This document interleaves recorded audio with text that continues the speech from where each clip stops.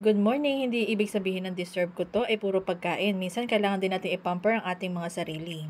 Kasama ko nga dito ang aking baby kulot at ang aking ate. Pagdating nga namin dito ay walang tao kaya maghihintay kami dito muna sa labas dahil nag-late lunch yata ang mga tao dito. Dahil nandito na rin lang kami, enjoy na natin kung ano yung meron dito sa view nila. Kaya maya nga lang ay dumating na rin sila kaya pinapasok na rin kami. Ito namili na nga kami ng package na i-avail namin at ang napili namin ay yung good for 60 minutes, full body massage, 449 pesos lang siya. At habang naghihintay, na-amaze lang ako dito sa kanilang wall and counter decorations nila. And para hindi mainip si Kulot, ito video muna kami. Medyo madilim lang kasi relaxing kasi yung place kaya talagang dim lang talaga yung kanilang lugar. Una na nga binalawa ng aming mga paa. Dito palang napakasarap kasi sobrang warm ng water. Till dyan, dito palang sa couch, tulog na ako. Ito nga, in-start ng punasan ng ating mga paa.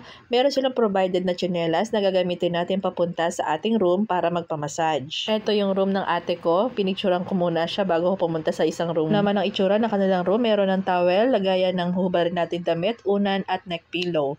Ito naman ang short na susuotin lang natin. Pagkahiga ko pa nga lang, gustong gusto ko na matulog. Yung music kasi nila dito sobrang relaxing talaga. Ito na nga si ate, nag-start na mag-massage. Once in a while talaga kailangan natin pinapamper ang sarili natin. After ng massage, nag-relax muna ako dito. Kung pwede nga lang 1 hour muna ako matulog dito, gagawin ko na. Kaya lang baka ma-istorbo ko rin yung mga katabing room ko sa lakas ng hilik ko. Ito nga lang po yan sa Escoliticus. Ito yung mga other services nila na available. May contact number rin sila. Pwede nyo silang kontakin. Yun lamang po. Follow for more.